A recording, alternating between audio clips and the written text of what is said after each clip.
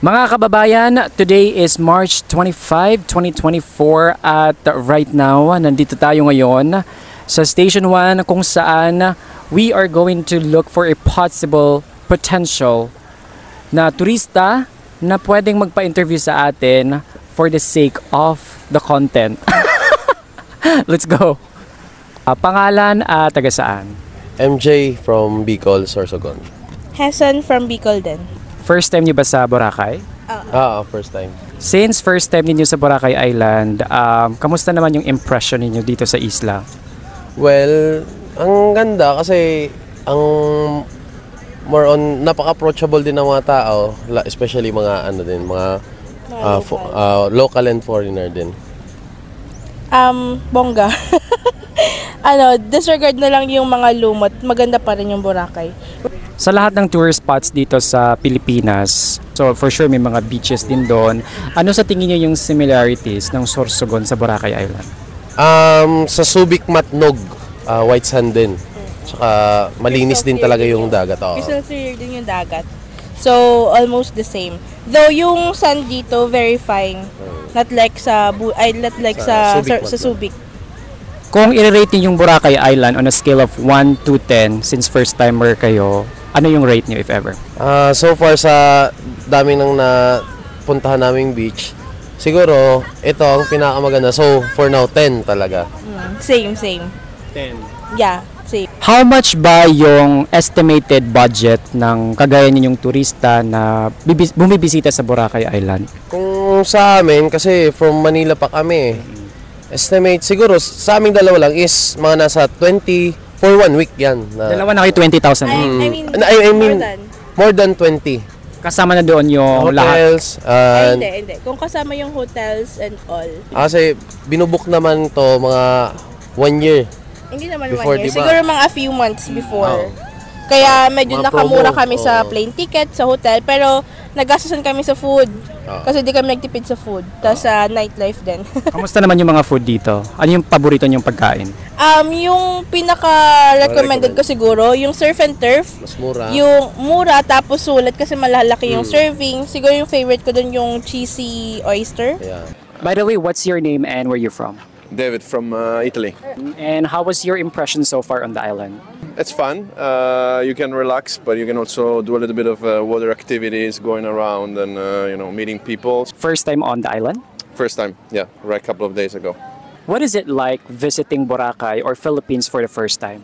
A completely different world from where I'm from in Europe, so it's it's very nice. I've been visiting a little bit around, and the people are very nice, friendly, and the seaside is amazing, all the islands and everything. Any plans for tonight? No, not yet. I think I'll follow the flow. Let's see what happens. Are you a solo traveler or you have with you? Yeah. And how is it like being a solo traveler here in the Philippines? It's good because everyone is kind of talking to you, including you, doing everything. Yeah. On a scale of 1 to 10, how would you rate Boracay Island? 8.5. Kamusta yung stay niyo sa Boracay Island? So far, so good naman kasi as long na nandito kami, nag-enjoy kami, nag-stay dito sa Boracay. As far na ng stress sa OJT, pero nang enjoy namin yung pag-stay dito sa Boracay kasi nakukuha yung stress namin. So OJT kayo dito? Yes. Anong course niyo? Ng hospitality management. Ilang months yung training niyo here? 3 months. 600 hours. So pang ilang months yun na here? 2 months. As an OJT, anong kinikater niyo mga customer service? Sa sa hotels Sa or hotel. tell me yung mga possible na feedback about sa mga customers if ever. Like ano ba yung mga usual na nai-experience mo as an OJT na mga feedback ng mga customers sa inyo? So far, ng feedback sa mga customer na na-encounter ko is magaganda naman. They said na maganda daw yung service ng... Meron ka na bang na-experience na something na hindi mo ina-expect, yung parang bad experience sa mga customer? Pwede mo ba i-share? So far, hindi naman sobrang pangit na experience. Nang nag-complain lang about sa food. Kasi yung food is, kasi nasa rock deck ka ako na-assign, tapos yung food sa baba pa kinukuha, sobrang tagal, Any learnings doon sa na-experience mo? Be patient and always put in your mind that customer is always right. Never complain about sa mga sinasabi nila. Dapat marunong ka umitindi sa mga complain na binabato sa inyo. Pero for me opinion ko lang din to, not all customers are always right. Kasi kapag sobrang nakaka-insulto na yung ginagawa, kailangan natin lumaban, 'di ba? Dito sa Boracay Island, ano sa tingin mo yung masasabi mong spot na ang ganda? I think kasi hindi pa ako shadow nakapunta sa ibang spot. I think yung grotto. Yung grotto. Yeah. Bakit naman grotto?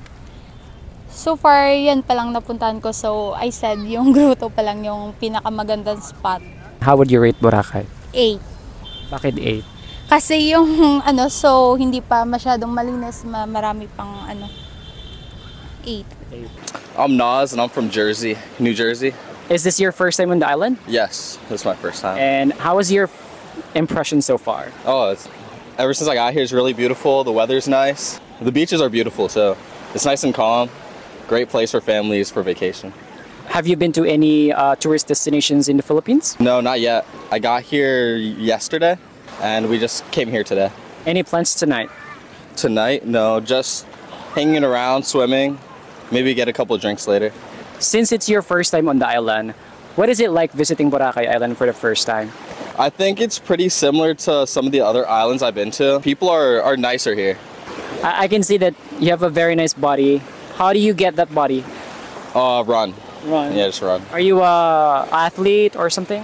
No. Enjoy your stay here. Thank you. Nice to meet you. Nice to meet you. I'm Jamil. Jamil. I'm actually a local tour guide in Boracay Island. So, kamusta? Nice to meet you. Nice to meet you. Wait lang. I'm Jamil. Hi, napapanood ka namin sa For You page namin sa Talaga, TikTok. so flattered. Interview na kabi? Wait. Oy, Day, paghilom, sa Day. sapatos, ha? Ganina ra ka, ha? Paghilom diha, ako assist nila guys. Guys, nahawakan ko na. Ay! Okay. Pangalan o magbisaya na lang tanong? Saya, go. Pangalan o taga-asa man? Ako si Teddy, known as Tito Nunoy, Winky, ug uban pa mga character sa TikTok o Facebook. And? Tito Jens. Nice. First time sa Boracay? It is my 4th time. First time. Perfect. Cheers.